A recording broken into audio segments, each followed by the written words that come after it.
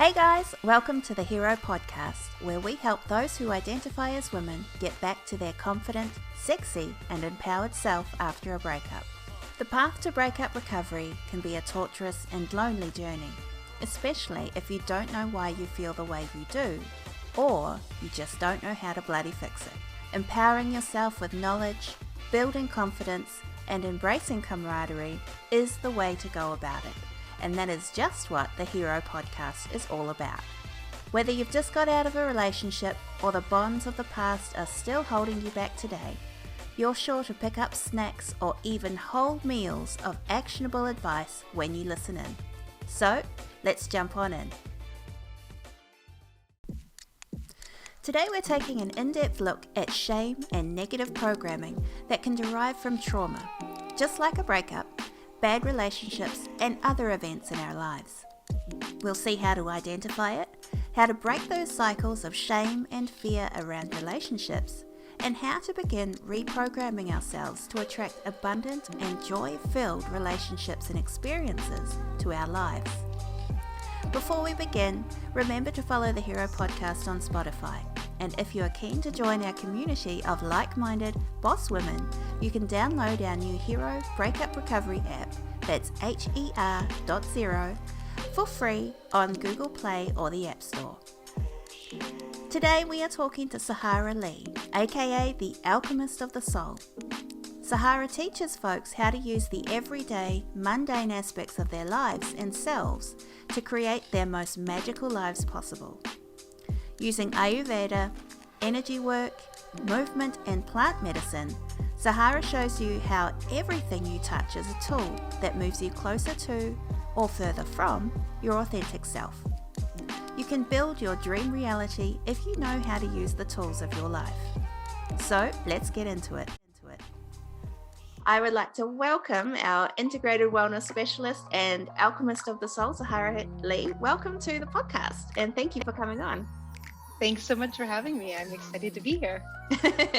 And you are coming all the way from New York, is that right? From New York, from the mountains of upstate New York. Oh, that's so fancy. I've only seen it from the movies, but I hear it's glorious up there. But thank you for taking the time to come and talk to us today. I'm really excited about this topic. It's I think it's something that everyone suffers with in some way, but doesn't necessarily realize it. So I think this is a really good topic to delve into the idea of shame and negative programming and how it affects our lives. So, but first of all, can you please tell us why you started your business? I feel like my business started me. It's just something that I've always done, whether I was making money or not. So as a kid, I was kind of my parents' therapist. Oh yeah. And I've always had this ability to really see things from a different perspective, and it's a beautiful gift and also a big pain in the ass, because I tend to give people way too many chances because I can see all the good in them. So as a kid, I was always like interfering in my parents' marriage because I was like, why are you guys fighting? Like, it's just a miscommunication. Like, I can hear what you're saying and I can hear what you're saying. You just can't hear what each other is saying. You can see so that I would quickly. So I was like, this 5-year-old was like, no, but what he means is, and no, but what she means is. Yeah. There's Facebook videos about people like you. That's good.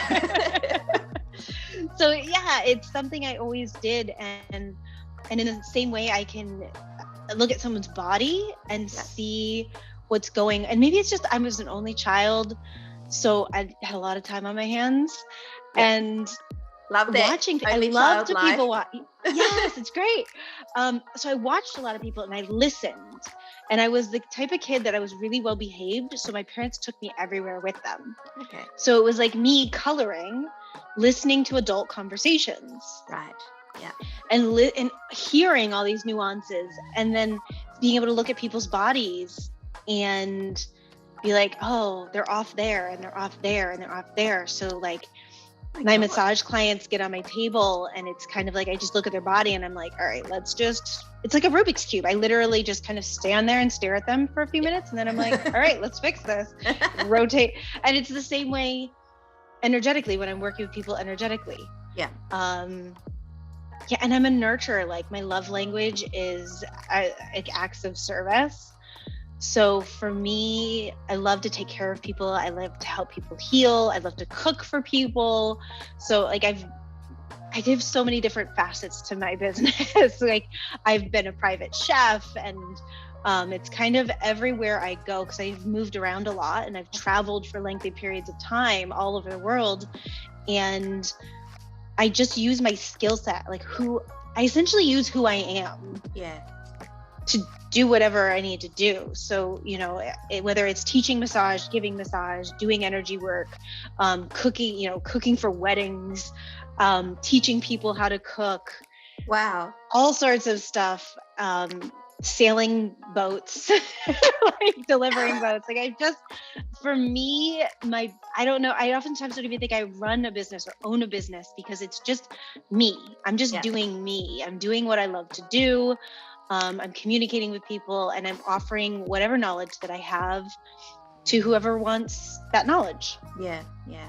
I love that, like using your different skills and modalities and all parts of your life to, like I suppose a lot of women, we're nurturers and we care for people, and then just, with your special skills, being able to actually identify in people, okay, this is what you need.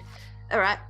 So cooking is not exactly part of my massage business, but let's do it. If that's what you need, that's what we do. That's really cool. It's a nightmare for marketing people when somebody tries to come in and says, well, how can I help you with your business? And they're just like, I need you to pick something. And I'm like, no, I refuse to pick something because everybody that comes to me needs more than nobody's going to get healed by just a massage. Nobody's going to get healed by just food. Like, it's a complete lifestyle change. So I love to do like full spa days. Like people come in and they filled out their Ayurvedic paperwork and we talk about their body and we talk about self-care. We get them on the massage table for 2 hours. They go outside in the screened-in porch. I cook them lunch. They eat. They hang out. I put them back on the massage table. We do a bunch of massage stuff. I finish with some physical therapy. Boom. Like that's a fucking day for me. I'm like, yeah, let's do it. Let's get this shit done. I love reworking people and I hate when they're like, no, you need to pick a niche. And I'm like, no. I will not be boxed in. Sometimes it just doesn't work like that. I mean, No. I love that. My God, I'm booking a flight to New York, by the way. That sounds amazing. Come on over. Oh, that's fantastic. And so in terms of like who you work with, I suppose we touched a little bit in why, but who do you work with and how specifically, if you can narrow it down in any possible way? Like if someone was to come from listening to us and coming to see you, what could they expect? They could expect the unexpected. Okay, yeah. Yeah, I mean, I work with plenty of people online. I do full Ayurvedic programs online with people. I mean, and this is something I've done for years, but there's been so much resistance because people feel like, don't you need to see me in person? And I'm like, I'm reading your face. I'm listening to the nuances of your voice. Yeah. I'm watching your eye language, your body language. Wow. I'm doing a like, there's so many things that tell me about the things going on with people, where they're lying to themselves. Something as simple as like, so, do you eat a lot of sugar? Their reaction that is unconscious, I can see, and I'm looking for those things. So COVID's been such a blessing in that way, because now people are like, oh, we can do everything online. I'm like, I can absolutely do physical therapy with you via Zoom or Skype or FaceTime, whatever. Yeah. People can definitely expect to not just get what they come for. Okay. Yeah. So I always say, like, it doesn't matter what you pick, because people are like, it's kind of overwhelming. I look at your website and I'm like, I kind of want to do everything and I don't know where to start. And I'm like, just start with a consultation with me. Like, like what you need will filter itself out. Yes. So people get on my massage table, you can be damn sure when they get off my massage table, I'm giving them exercises to do on their way home. I'm probably picking something that they need or need to stay away from in their diet. Yeah. They might be getting a meditation or some type of mental help like tool or a spiritual tool or a breath like you're never just going to get one thing with me. I am going to Rubik's Cube the hell out of you. What I love about what you do is like, you know, we as animals, as beings in this particular universe, we have an energy and our bodies give off a language, you know, and it's a language that we don't necessarily understand. However, we can bring this body to you to actually who understands that language and can interpret it. So sometimes it's never just about I definitely need a massage, I definitely need this kind of treatment. Like, you don't know.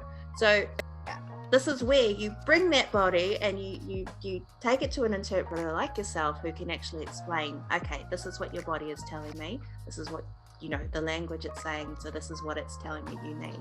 And I really love that you know, embrace that kind of approach, because so many people, when you a lot of healers, when you go to them, they'll say, okay, what exactly do you need? And often when we're in that place that we need healing, we don't know. That's why I'm paying you. You tell me what I need. If I knew what I needed, I wouldn't be here. Yeah, you know? I'm here. Fix me. Yeah, and I really just create this container for people to be able to essentially fix themselves. Yeah. And I like to think of myself as a mirror or even like a highlighter, where I'm reading your book. Yeah.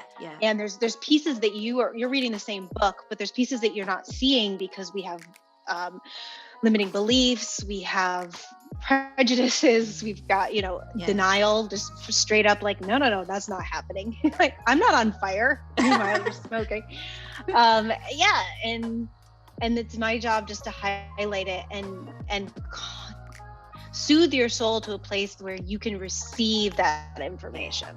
Yeah. And we're multidimensional creatures. How do we think that there's gonna be one thing that's gonna help drink more water. That's one thing that's gonna help everybody. Drink more water. Aside from that, some of us need cold water, some of us need warm water, some of us need salty water, some of us need lemon water, some of us need mint water. Like, oh my gosh, yeah.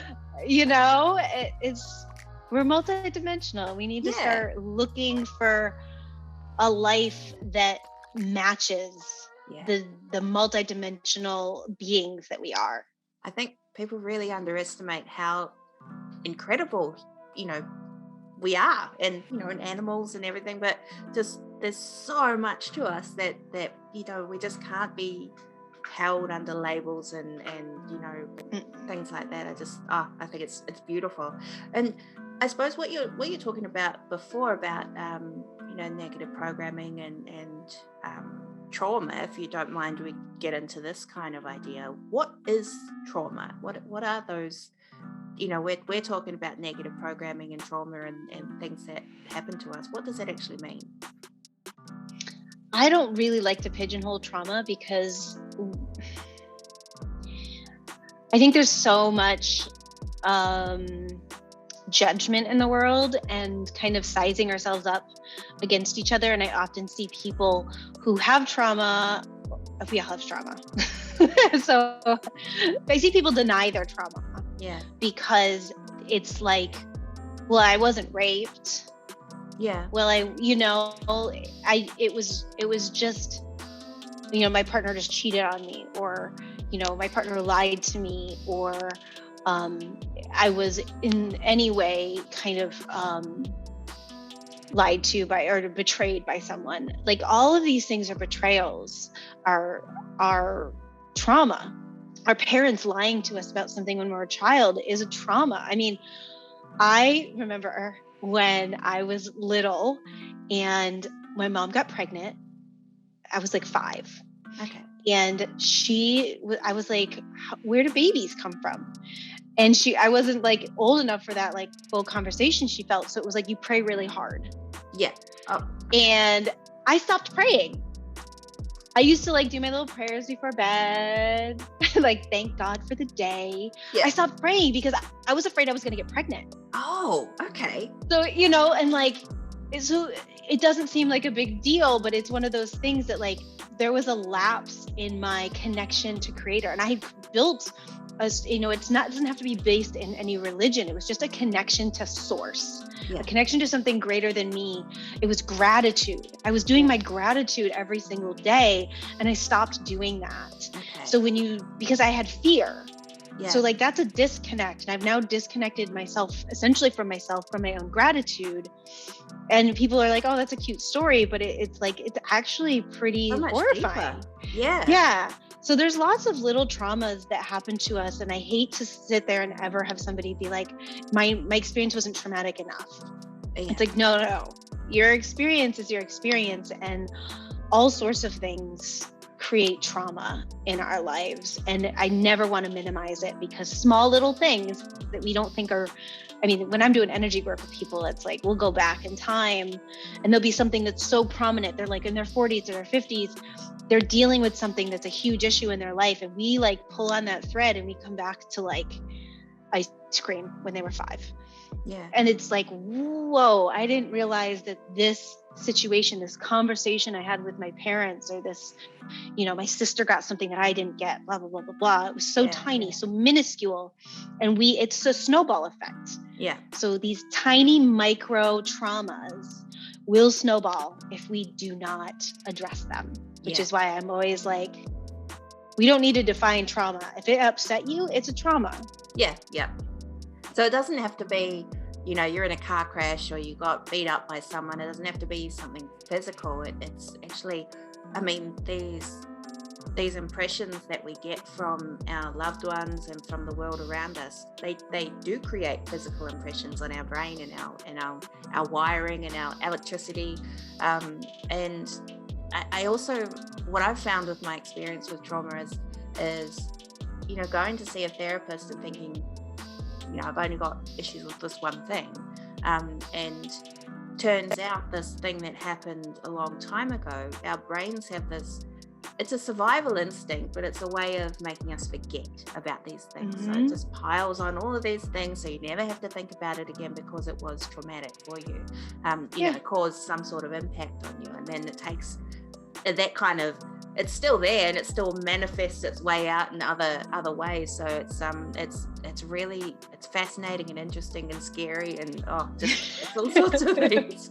It's just creating more trauma. Yeah, exactly. Okay, so following on from understanding what trauma and limiting beliefs are, how do they affect us in our lives? Are they well, they're obviously not good all the time, but like, so you know how nursery rhymes and fairy tales are used to teach us lessons? Mm-hmm. Mm-hmm. It's just a story. Okay. And a limiting belief is just a story, and trauma just creates a story, and we can carry that story consciously or unconsciously. Let's get rid of this. So we'll carry that with us through our whole life and not really know why. So an example is when I was in first grade, my teacher would call my parents in to parent-teacher conferences, and nobody really knows why she didn't like me, but she was like, she's always dropping her crayons. Her crayons are rolling off her desk and she twirls her hair. And my parents are telling me this story, right? And it's like not a big deal, but it was something that I absorbed, and it was a story. What I heard is my existence irritates people. Yeah. So it started to create this hyper awareness that I had about the world around me and how I fit into it. Yeah. And make sure I'm not too quiet or too loud or too pretty or too ugly or too skinny or too fat. So again, it is that snowball effect. It's this little tiny story that then has in some way reframed my life. Yeah. And it's still, I mean, I'm 39. This happened when I was 6. Yeah. Wow. So 33 years later, it's still, there are moments when I catch myself And I've worked in this in therapy, and I've worked on this in energy healing, but there are still moments where it comes back to this. And I'm just like, man, I was 6. It's been 33 years. Like, ain't it time? Yeah. So these things, but when you have knowledge of it and you've done that excavation of self, and you start to recognize the stories that you're carrying with you, it's so much easier to recognize when you're in story. Yeah. So I always say to people, pause, perceive, and play. So shit comes up, you got to pause. Yeah. What story am I telling? Yeah. And then you perceive, is it true? Yeah. Is it my story? Is it my parents' story? Is it society's story? Yeah. Is this true? And sometimes it is true. Somebody triggers you and they're like, you're being a jerk. And you are like, oh, pause. Am I being a jerk? Yeah. Sometimes you are. And sometimes it's somebody else's perception being put onto you. Yeah. So always perceive, is this mine? Is this a helpful story? Is this a story I need? Is this keeping me safe? Yeah. Do I need it to keep me safe? Or is that just a perception? And then I always say play, because it's just we're all dying. We all have a terminal illness. It's called life. And none of us are getting out of this alive. Yeah. So we might as well play as we do this. So you see people oftentimes when they're like, oh my God, they go into, you see these people, you have these people in your life. Maybe you are this person, that when you catch yourself doing something wrong, quote unquote, or bad, quote unquote, or not in alignment with what you want to be doing, you're not your highest and best self. We all have those days. Yeah. We spiral into this crazy place of I'm no good. Yeah.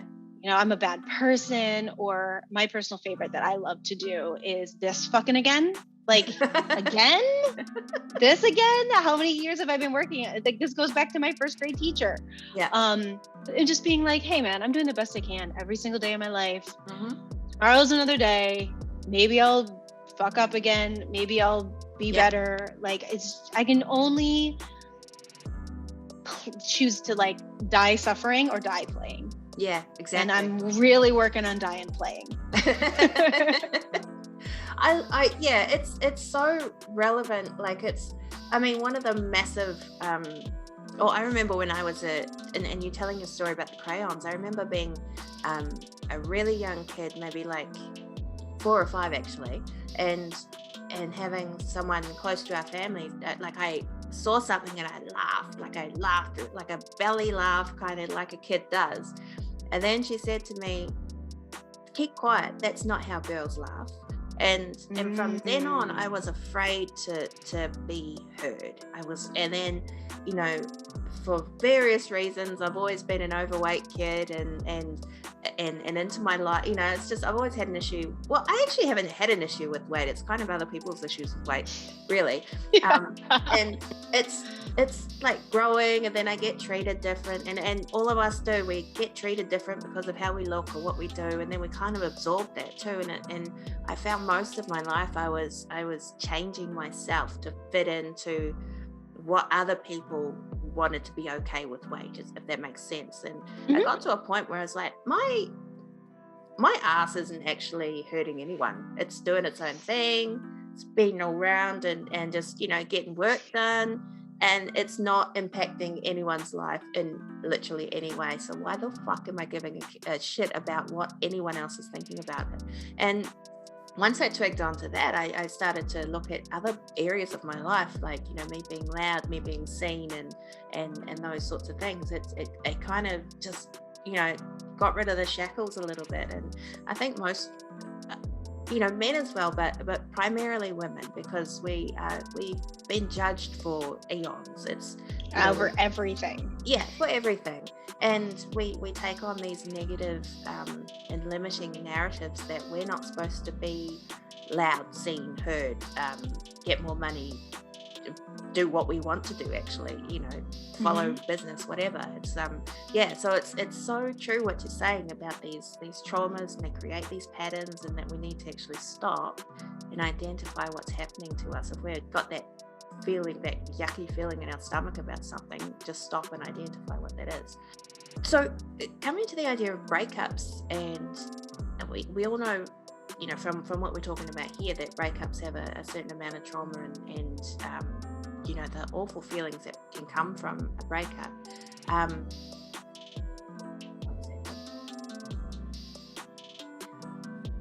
And talking about these limiting beliefs, sometimes during a breakup we can feel a whole lot of shame, and often that we kind of deserve this mistreatment in a weird, horrible, it sounds horrible me even saying it, but sometimes we actually feel like we deserve it. And yeah, of course he was gonna leave, or she was gonna leave, because why would they stick around? Like, what's your thoughts on that? I think if we kind of grab hold of that thread and pull backwards on it, we'll find that pattern in our childhood, in the way that a parent treated us, or the way that we saw our parents' relationship playing out, or relationships around us playing out. I think that it's really natural to, it's the same thing that you were just talking about with being a kid and other people's opinions about your weight. We let our partner's opinions matter more than ours. And we forget that everybody is fucked up. Yeah. And sometimes our partners are projecting onto us.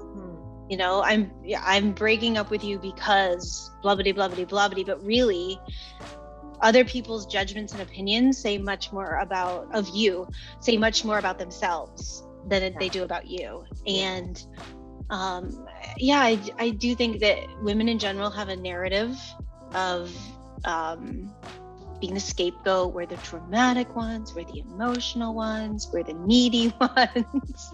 And I don't know, but I have dated some dramatic, needy men in my life. So it's, especially if there's like cheating involved, why wasn't I enough? Why wasn't I enough for this person to stay? Why wasn't I enough? And that's like, the truth is, it has nothing to do with you. It has everything to do with them. Yep. Completely agree. Yeah. So I think there's a loss and there's a grieving process, and it's very natural to have introspection. And I think introspection is very important. I always round out my relationships with writing a list, what I loved about the person, what I didn't like about the person, because it just helps me get clear on what I want next. So what I loved about the person, what I didn't love about the person, what I loved about myself when I was with that person, and what I didn't like about myself when I was with that person. So I now have a better picture of who I want in the future as a partner, and who I want to be in the future as a partner. So I think that it's really important to have that introspection after a relationship, but not to stay in the play zone, pause, perceive, and continue to play, not slide into depression that takes us down like a very long road to ice cream and potato chips. Because that's not going to help anybody, especially not us feel better, because our gut essentially runs our brain. So if our gut is healthy, our brain is going to be healthy. But when we get depressed and we eat all of that shit, we literally have less ability to be happy. That's such a If our gut's not happy, we can't be happy. So you see, like, why do we have all this depression in the world? Well, look at what our food is. Yeah. Mm-hmm. And of course, if you don't have, so it's natural. It's natural to question yourself, and I encourage everybody to question yourself and to take responsibility for the pieces that are yours. But that perception is really important. Is this mine? Is this true? And having someone to speak to, whether it's a counselor or an energy person like me, or a friend or family member, and have that mirror, like someone who's going to be honest with you, not someone who's going to blow smoke up your ass. Like, hey, let me tell you about this situation. Like, was I a jerk? Was I inappropriate? Was I mean? Was I an uncaring partner? And I've definitely done this with friends, like gone up to a male friend and been like, hey, this situation happened. he was triggered. How could I have reacted differently from a male's perspective? Yeah. From my last partner was a father. Okay. So I was like talking, like we got in a little bit of a bicker over this argument about cookies with the kids. Mm-hmm. How could I have done this differently? And and then I got like a different perspective, and it was like, oh, okay. So I was a little bit of a jerk. Good to know. And it helps you grow as a human being. But yeah, it's always about that it's questioning. Don't blanket take everything on. I mean, bringing up another example that just from my experience, it's and this is actually the reason I started On Your Breakup, is when I was with the person I thought I would be with for the rest of my life, and they during the breakup gave me the whole ABCs of everything that he perceived was wrong with me, and why he's out now. And I at the time I really took that to heart. I didn't realize how much of an abusive relationship it was until long after. But when in my mind at that time, I thought, if the person that I love the most in that way doesn't see any value in me, then there mustn't be any. So I found myself at a train station. I saw the oncoming express train, and I thought, I'm just in so much grief and pain and physical pain that I just need to take a step forward, and I never have to think about that again. And it shows the depth that this kind of taking everything on yourself and just not recognizing that a relationship is two people, or three, or whatever, but it's, for the most part, it's two people, and there's equal parts in this. And it's, you may stuff up on some aspects, but the breakdown of relationship is never just because of one person. So it's about just like you say, just pause, always pause, and just try and identify what's going on first. And I mean, there's so much that goes on, especially with breakups. I find, having worked in that specifically, that during the actual act of breaking up and that moment, not everyone is always 100% truthful about why things are happening, or their genuine feelings. Sometimes it's just about wanting to separate, and they'll do that any way they can. So it's really, what my point here is, just don't take on everything 100% that's coming on at that time. It's not the full picture. So not at all. And I would say, on the flip side of that, if you're the person that is looking at your partner and being like, I hate everything about you. This irritates me, this irritates me, this irritates me, this irritates me, which I have been that person more than once. Good Lord. I would have to say, take a step back and ask yourself why you're choosing to be with somebody like that. Because that's abusive when you're sitting there and saying those things, whether you're saying it to their face or you're just thinking it in your head. It's like, why are you beating this person up for not being the person you want them to be? Just leave. Just go find the person you want to be with. Like, what? So you have to look at yourself and go, well, why am I choosing to stay in this relationship where I'm not being I'm not being nice? I'm getting irritated at everything they do. I need to step back and say, enough is enough. You're perfect as you are. You're just not perfect for me. And we have such a hard time saying those things to people. And that's really what a breakup should always be. Like, hey, you're rad. You're just not for me. It's that should be how it ends always. Exactly.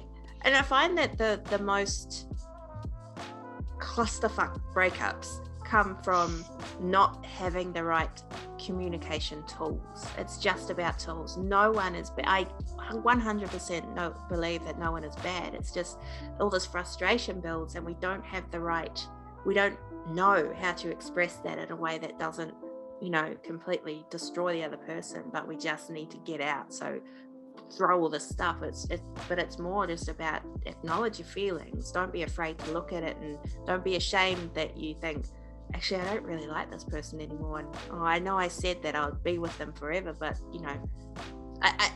there's a whole lot of pre-work that needs to go into a good breakup, but it's time we start looking at those things rather than just thinking one or the other is bad and just move on. Yeah, it's oh god, I could talk about this forever. Okay, next. Okay, speaking of which, relationships, a lot of people will often say, after a whole run of bad relationships or bad breakups or just people moving on or whatever, they might sort of say to themselves, maybe I'm just unlucky in love. Now, do you think this is a true or false statement? And I think it's absolutely false. It's just limiting belief. Yeah. And we speak things into existence. Yeah. So I heard, it was in a podcast somewhere I was listening to, and it was such a beautiful explanation of the getting in our own ways. Yeah. That when we say things, we often put curses on ourselves. So we say things, like there's no good men out there, there's no good women out there. And we are telling the universe that that's our belief. And the universe is going to be like, okay, well, that's what I'm going to give you. Yeah. So there is that idea of like speaking positive things. And I think that there's a real fine line between like complaining and feeling. Yeah. Like there's this constant, the friend who's always complaining, but I never want to deny anybody their feelings. I think it's important to feel all the feelings. Yeah. But watching the way we say things. So instead of like, there's no good men out there, being, like I'm feeling really exhausted from my experience of dating. What I want in a partner is XYZ. I am seeking out somebody XYZ. And that's the great thing about making those lists. Because if you feel like you're unlucky in love, I guarantee you, if you had made lists, if you could go back, like sit down on all of your partners, pull all of your partners up in your brain, and then go, what are the things I hate about all of them? Yeah. They're going to be really similar. And it's like, no, you just keep dating the same damn person. Or like I've been noticing as I have been doing all of my like excavation work on myself, that each of my partners, it's almost like I'm working through my childhood trauma with like, oh, that was a chunk of my dad.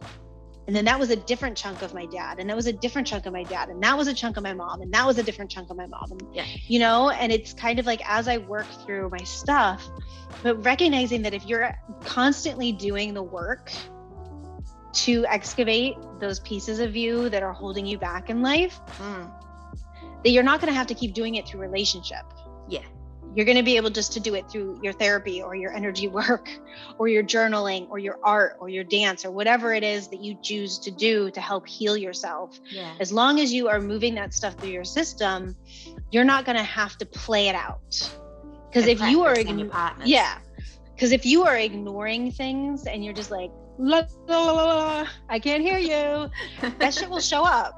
It will show up for it to be healed, because everything wants to be healed. We are not meant to suffer through life. We are meant to have these amazing, beautiful, magnificent, magical lives. Yeah. And it's us putting our fingers in our ears and just saying, I can't hear you over and over and over, that makes that shit really come forward. Yeah. So when something keeps coming up, like that's what I think. People are like, so what would I do in energy session on? And I'm like, I don't know, what's a pattern that keeps, what is it that comes up where you're just like this again? That's what we need to work on. That's what you're being shown you need to heal. Yeah. And if you don't heal it, it's going to keep coming up. And it's going to come up in your work relationships, your family relationships, your friendship relationships, and your love relationships. That's right. I think I completely agree. And I think with that particular statement that, what was it? I'm just meant to have, I better check what it is actually. Maybe I'm just unlucky with love. And there's so many aspects of that statement. It involves, for the most part, people are like, oh, I don't really read horoscopes. No, I'm not, into that sort of whatever mumbo jumbo, but god damn it, will they pull on it when they're thinking of why things broke up. I thought he was my soulmate, but we're compatible, like he was a Pisces and I was a such and such, like it just, all of these things. And I think a really important thing for people to understand is it's not just a divine sort of, like, yes, soulmates, I believe in that, but that's not all it is. You're in a world of roughly 8 billion people, and you've only met like a handful of them, and just because it's a total numbers game, there are people out there who will match exactly what you need, and maybe, you know, those poor relationships are what you needed at the time, and it's not about, you know, the end, having your one Prince Charming or Princess Charming for the rest of your life. I suppose my whole point with all of this is you have so much more control over this pathway than people realize. You have the opportunity to choose who you would like to be with, and to like you're saying, understand what are the fears that are coming up. I suppose you just really need to look at yourself and what you're actually seeking, what you're worried about. And while it might sound a little bit weird talking about, you know, bringing in relationships, bringing in the idea of mum and dad and all of that, it's not a weird thing. Those are your examples in life, and that's who you grew up with, and that's how you're built. So understand it and start to work with what you've got, rather than trying to pretend things aren't the way they are. Your family is your textbook. Yeah. For your whole life, and we all have been in school, and we know that our textbooks are not complete. There's plenty of things that are left out of the textbooks. There's plenty of things that are bent in the textbooks. So you have to start reading through that and say, what is missing? What do I need to bring in, and what do I need to let go of? Add your little zhuzh in there for your own, you know. And when you hear somebody say, I'm so unlucky in love, does that sound like an empowered person? That sounds like I want to blame somebody else. I want to blame something else. I'm not taking responsibility for my choices. Which, when you're hurting, it's hard. I'm not even going to pretend that it's easy to sit there and excavate your soul when you are suffering. But it's kind of like ripping the Band-Aid off. It's much easier. Like, when you are suffering, your shit is so close to the surface. You don't have to dig far to get to it. You know, it's kind of like when you have a chore that you need to do and you put it off and you put it off, and it's like 3 weeks late, and then you finally do it. It takes you 5 minutes, and you're like, that was so easy. That's exactly like that feeling. You're like, I don't want to take responsibility for myself. I don't want to do it. It's too hard. It's like that moment. It's so close. If you could just take a deep breath, put your big girl panties on for a second and do the work, it would be done so fast, and you'd be healed and done, and you'd be on to your next thing. Instead, if you sit in that, like, I don't want to do it, I'm just unlucky in love, like, you're just gonna sit in that for weeks, and you're gonna lose weeks, months, years out of your life, because you're so close. You could reach in and touch it, but it's gonna hurt. But honestly, it can't hurt any worse than you already hurt. And it's I suppose one of the things I used to do with that, or still do now if I'm feeling like that, is give myself a very short time frame to just feel everything. Just indulge yourself in all of those, I don't want to call it self-pitying, like, that's what it is, but it sometimes you need that. You just need to, it's a temper tantrum. Pardon? It's a temper tantrum. Just have a temper tantrum. Get all the feelings out. just like, yes, this is shitty, and why should I have to go through this fucking shit again? But it's like, just feel it, right? But give yourself a time limit on it, because then you start. We are all empowered, independent, smart, intelligent women.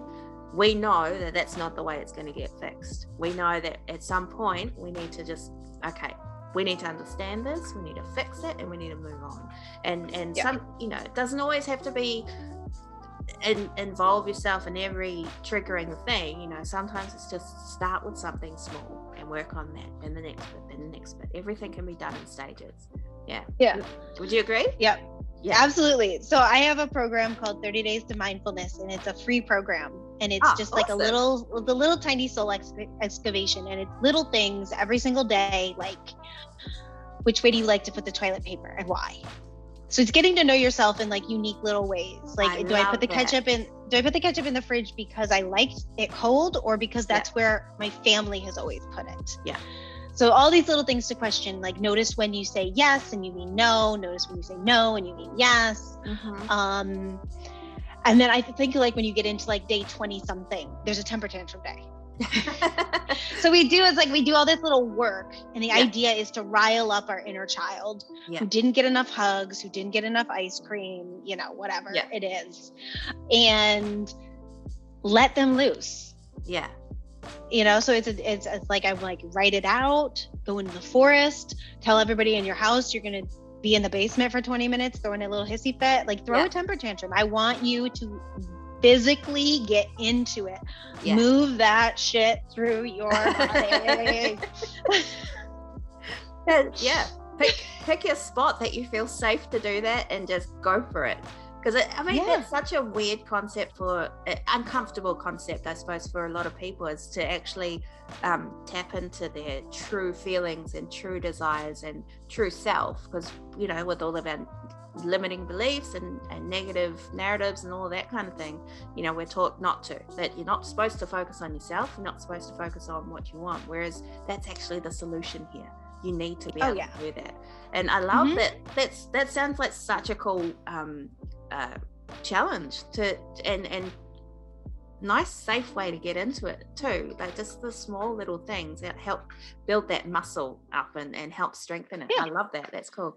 Okay, we've talked a bit about this, but how, like, in terms of the big picture, how do we stop those limiting beliefs and negative thought patterns in our lives? What are we supposed to do with that? The biggest thing you can do is just notice them. So that's where the pause, perceive, and play come into the picture. So it is like just noticing when you're triggered and pausing. And that pause, even if you just get the first P, you just get the pause, like it's so huge, because we have a tendency to, it's almost like a game of like ping pong, you know, like the ball comes to you, you just hit it backwards. And it's kind of like, no, I want you to slow time down, you know. It's not about just knocking things back and forth across this ping pong table of life. So it really is all about pausing and checking in with yourself. And that's the thing about the 30 days to mindfulness. They're just little things, and it's not to be taken super seriously. It's a free freaking program, guys. It's not a big deal. You didn't pay thousands of dollars for it. It's free. It's there because I want people to pause. I want them to question why they keep the ketchup in the fridge. Why? Do you like it that way? Or, you know, these are the things that we just take for granted and we don't think about in life. And it's just like, I don't know, I just do it because that's the way I was taught to do it. Yeah. And it's like, but is that the way you want to do it? Yeah. You have choice. Yeah. And you can choose something different. And if you choose something different and you're like, nah, I like it better the other way, you know what? You also have choice to go back to the way you were doing it before. It's not that serious. Yeah. No, nothing is permanent. Nothing is that serious. Just freaking chill and try things out and stop being so afraid of failing, because failing teaches you so much about yourself, about the world around you, about the people you want in your life. Like, man, the times that I have failed, I've really learned who my friends are. You know, and it's all like, man, I don't need those folks because they are nothing but toxic poison. Yeah. And like, wow, this person really showed up. I want to vibrate with this person. I want to put my energy over here. Surround myself with these people, not these people, because these people are not here to help raise me up. And that's what you want. You want a community of people to raise you up. We want to stop living in this world of scarcity where we don't want to see our friends succeed. Like, I want all the people around me to be succeeding. I want us all to be just like kicking ass and taking names. There's enough for everybody. Yeah. So the pause is super important. Just pausing every single day and asking yourself, why am I doing this? Yeah. It's such a why am I telling this story? Exactly. It's such a strong part of rebuilding. I mean, loss of identity is another issue post breakup, and that pausing, that figuring out why something is happening to me or why I feel a certain way, it's all part of building that identity and rebuilding that purpose again, and it 100% works with being able to heal yourself faster. It really does. So what were the 3 P's again? It was pause, perceive, and play. Pause, perceive, and play. I love that the last one's play too, because we all need to just chill out a little bit more and just actually enjoy life rather than, doing the things for everyone else. And yeah, I love that. Yeah. Is that all you wanted to say on that one? Yeah, well, I would say an example of like, because there's times that I forget to play, and I recently got stuck. Okay. And I was like, I lost a lot of money. I got screwed on a car sale. Like, I bought my first car at the age of 39. I bought my first car, and I thought I got a deal on it. And I thought all the stars aligned, and it turns out that it was a lemon, and I was going to be out $4,000. And after COVID, like I was just like building back up. Yeah. And so it was like a big hit. And then to have to buy another car on top of that. Oh no. And I went down. I handled it really well. I didn't get mad. I didn't freak out, but there was this piece of me that was like, why did this happen to me? Like, I'm doing all the right things. I'm doing all this healing work. Like, why is bad shit sometimes happening to me? Yeah. And I was so upset and stuck around that idea that I couldn't play. And I couldn't really work on myself and heal. Like, I felt so stuck. And what I decided to do was I was just going to write all the shit that was going on in my brain down. So I made a list of all of the possible beliefs that I could be having, So this is your perceive type, like a perceive example? This is an example of like, pause, perceive, I can't play. Okay. Yeah. And that's not always going to happen, but like, it's important to get it out of you. Yeah. So, and to see it on paper. So it was like a list of, and like, I'm unlucky was on there. So it's getting the shit out of your head and onto paper so you can see it. Yeah. And then you can go, is this true? And then you can go back and perceive it. But like, I was so overwhelmed. I was so overwhelmed. I was just like, man, I'm doing all this work on myself. I just spent all this money on like doing a bunch of energy clearing workshops. Like, I'd done so much work on myself. Like, all of April, nobody was in my house, and I just every day worked on myself. Just freaking there was like skeleton. I was just like, where's everything? I get all the skeletons out of the closet. And I couldn't believe that like May 1st, I just got totally like screwed hardcore. Yeah. I was like, what the hell? And so it was like, I couldn't play. I was so stuck. And everything felt overwhelming. So it was just a matter of like, I know that I can't even go in and dig on this stuff and heal this stuff right now, but I know that I'm in it. Yeah. So now is the best time for me to write it down. Yeah. Yes. So that, so that I can come back to it so it doesn't keep happening. I'm too overwhelmed to do anything about it right now, but I can write down how I feel. It's a perfect time like, to like look at it and see how it feels, like, what it's doing. Yeah. Yeah, it was like, I feel unlucky. Men always deceive me, because it was a dude that sold the car to me. Yeah, clearly knew something was wrong with it. Just there was stuff that came up of like, I'm unworthy, like I'll never have cars that work. Just so many like stuff that didn't even have to do with the car. I was feeling it. Yeah, and I just wrote it all down. And then it was like 4 or 5 days later where I finally was like, okay, I'm going to come back to this. And and then I go through everything and I muscle test to see which beliefs are coming up true in my field. And then it's like, I sit down and I go, then I do the whole energy clearing thing where it's like, sit down and try to figure that out. And I do that also because a lot of times it's like shit's happening and you can't just like call up your energy worker. Yeah. Can I get help right now? Like, shit's going down right now. I need help. Like, yo, there's a wait list. Like, hang on a second. So for me, it's also important that I make sure I get all of that stuff down because, and Glennon Doyle talks about this because she has like ups and downs. So she deals with depression and anxiety. Okay. So she's like, I write letters to myself when I'm happy, and I write letters to myself when I'm sad. And when I'm sad, when I'm down, I can read those happy letters and remember tomorrow's a different day and I can be up. Yeah. And when I'm having a shit day and I want to kill myself and I can't get into my therapist for 5 days, then I have that box of shit that I can take into my therapist. I happen to be up on that day I see my therapist, but now I can take my little coffin of emotions and say, this is what I was feeling. Yeah. So I know that that's super helpful for me. I'm always making notes. I'm making notes just like when I'm listening to myself, I write oh, that's an interesting belief. I'll write that down. Yeah. And then when I see my teacher, or when I see my healer, then we go into that. Like, this is a belief that I uncovered, while I was in my car 6 weeks ago. And I tell all of my clients, I'm like, write that shit down. Write the things that come up randomly, like put it in the notes section of your phone. If you're feeling depressed, write all that shit out. Like, what are you feeling? Because when we actually get to talk, you might not be feeling that way anymore, but those beliefs are still there. That's they were such a gift. So appreciate those down moments. It's like taking a snapshot of something when it's there, so you can talk to people about it later. Yeah, it's such a gift. So I always tell people, like, no. Welcome your anxiety. Yeah. Welcome your depression. Hug that shit. Yeah.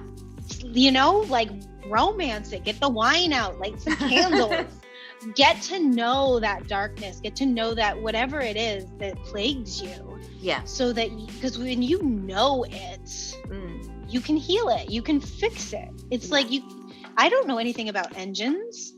You can't, if my car breaks, I can't go and fix my engine. But if I study it, I can learn, I will eventually. I can fix it. Yeah. Yeah. So it's one of those things that, like, if you start to really know yourself, then it's like, okay, I'm just having a moment right now. This is a story that's connected to ice cream when I was 5. Yeah. This is connected to hair twirling when I was 5. And then it doesn't feel so overwhelming. And so it's like working with people with addiction. I always say, you can't avoid it. You have to, if this is a monster under your bed, and we're all addicted to something. Yeah. Every single person hearing my voice right now, even if you don't want to hear it, you addicted to something, boo. Yes. Something. I don't know what it is, but y'all addicted to something. So find that something, pull it out from under the bed, stop ignoring it, and ask it questions, befriend it, get to know it, mull it around. What does it smell like? What does it taste like? What does it feel like? Yeah. Write that shit down, get clear on it, and then, man, that when you go in to do that healing work, it's so fast. So fast and so easy and so joyful.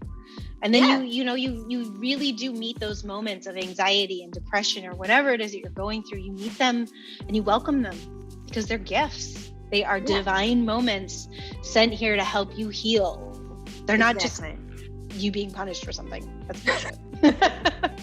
And it, I suppose jumping or connecting back to what we were saying earlier at the top of the episode about, your body expresses a language, and that in doing that and identifying the emotions and the feelings that, that's part of that language. Your body is telling you a story, and it's like especially in those quiet times, it's starting to tell you, okay, now we've got some space. Here's where I'll start telling you about what needs to be addressed. And so, you start to become your own interpreter of you get to understand that language. So it's not a wasted time, sitting there and just in your feelings and listening and feeling sad. You're actually doing something you're progressing, and you're learning, you're growing, you're understanding. Yeah. And I love that. So with someone listening to us today, what is we talked a lot about to perceive, to pause, to perceive, and a lot of long-term things. What are some short-term stuff that they can do right now after getting off this episode? They go and think, okay, I really want to start addressing things that keep popping up in my life. Maybe it's my love life, maybe it's my body, whatever. What can they do today? Write it down or record whatever those negative thought patterns are. Mm-hmm. Sometimes it's really cool to record yourself and hear your internal monologue outside of your body. Yeah. And if it, get outside, move. Okay. Because moving will start to open up and unlock things. So if it feels like I can't even think, I can't even feel, it's like you gotta move. Yeah. I think everybody should have a swing set in their backyard or in their house. Like I'm an aerial dancer, so I have a swing in my house. Yeah. You can't be unhappy on a swing. Yeah. Like you just can't. Or like those mini rebounding trampolines that you find in like little gyms and stuff. Like those are, and anybody with a child, get yourself one of those rebounding trampolines. Because it's like, just go get on that trampoline, kid. Work off some of that energy. But again, it's like you can't really be that unhappy if you're bouncing up and down on the little trampoline. Yeah. So those are the two biggest things that I always tell clients to have with them, because it brings out the child in us. Yeah. And really, any time that you are struggling, it is 100% a younger aspect of you that is asking for attention. Yeah. Yeah. It's, you know, like it might be your 15-year-old self, or your 10-year-old self, your 12-year-old self, your 7-year-old self. It is a younger aspect of yourself. Yeah. So giving them something else to do so that you can talk to them. Because if anybody has ever dealt with a child who is having an emotional breakdown, you cannot reason with that. No. And it's a child inside of us. Yeah. So you can't reason with it. So, you know, that's why I say like write it out. Like, you can't write it out because you're so like, you know, when kids sometimes get so upset that they're not even breathing. It's just like the silent, like no sound comes out. They're not breathing. You're like, oh my God, you're turning blue. You've got to distract them, you know, like throw just something at them. Yeah. Hit them with a water balloon, something. So yeah, it does, those moments of distraction. It's like go outside, run around the house, get on a trampoline, get on a swing, do something you would do for a child. And oftentimes what I'll also tell clients is when you're talking to your kids about things, when you're taking them on adventures, imagine having an invisible twin with them. And that's you. Yeah. At whatever age your child is. So you're actually reparenting yourself as you're parenting your child. That's fantastic. Yeah. Because we watch, everybody goes, man, I just sounded like my mom. I just sounded like my dad. Like, whoo. And it's, you know, it's the same story. We are in the story. So it's like, no, I have a choice. I can pause. I can perceive what the story is. Is this a valuable story that was passed down to me? And do I want to pass it down to my child? Yeah. I have a choice. I can choose something different. And I love that idea of reparenting yourself as you're raising a child, because nobody got enough hugs. Your kids aren't getting enough hugs. There's not enough hugs you could give them for them not to be messed up. Everybody's going to be messed up. It's like part of life. So don't worry about it. Just love them and play and do the best you can. I really love that. Like, it's an actual physical thing you can do to help break that cycle of shame.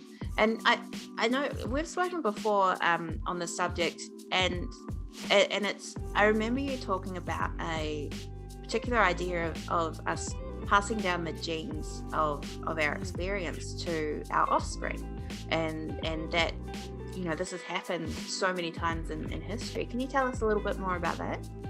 Yeah, so it's not just like some woo-woo mumbo jumbo, this whole trauma thing. Because trauma is such a hip word these days.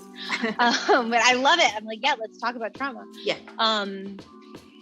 It is something that scientists are now seeing, that when we go through a traumatic experience, it shifts our DNA, and that anxiety, depression, all of those things move down into our offspring. Yeah. You can actually see a genetic shift, a marker shifts, and it moves into the next generation. So, you know, children of the Holocaust, you know, from there, like that's being passed down through the generations. African Americans, this is being passed through the generations. So there is generational trauma that needs, they may never have experienced that, but there's an anxiety that is literally coursing through their veins that's different from somebody else who had a different experience. And you see this, like you didn't have the experience, but your parents had the experience, and now you're in therapy talking about it. Like they started to see these connections, and they're going now in and looking at the body and saying, okay, this is literally changing people's DNA. And if we can shift DNA in a negative, quote unquote, negative manner, we can shift it back into a positive manner. So that's a lot of what the energy work that I do is. It's pulling these anxiety things out of people's nervous systems and then reprogramming new things in, teaching people that they can have these things. And then I love to give everyday, solid, tangible, non-woo-woo, real world things. Like, when you catch yourself doing that, stop, remember you have a choice. You can make different choices, or, little exercises to do every day to remind yourself that you are loved and that you have these choices, and speaking in positive manners. And when you catch yourself saying something negative, I do this all the time, just stop and go, cancel, delete.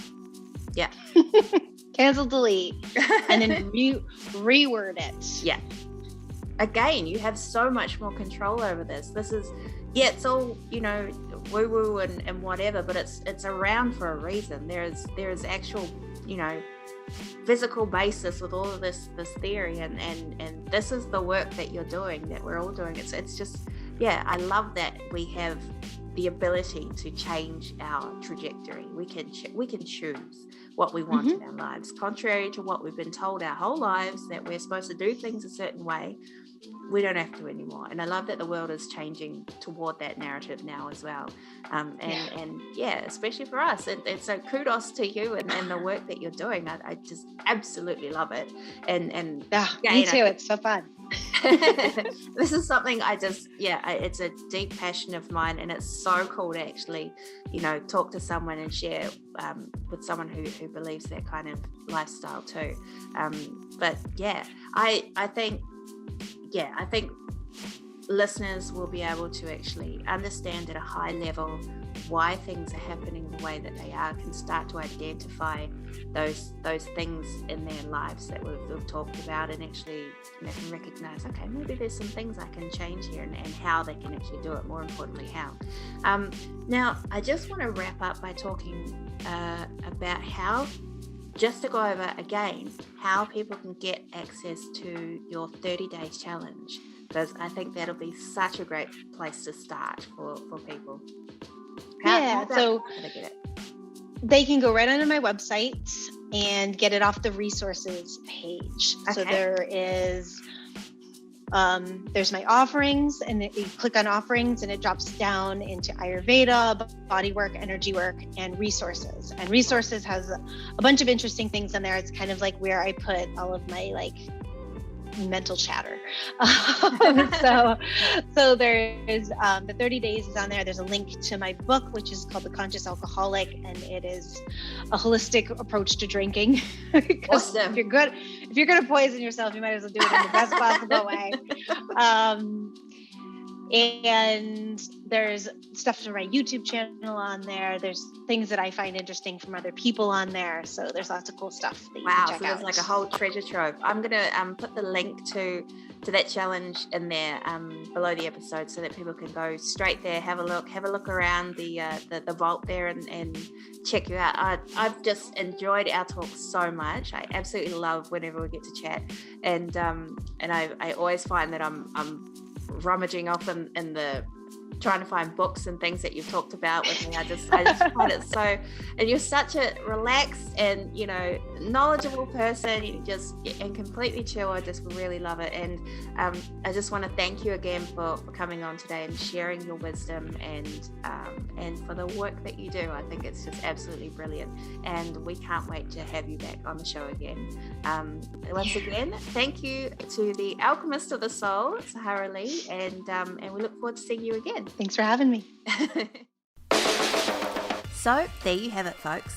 One more piece to the puzzle and one massive step towards understanding your breakup journey and hacking the hell out of it.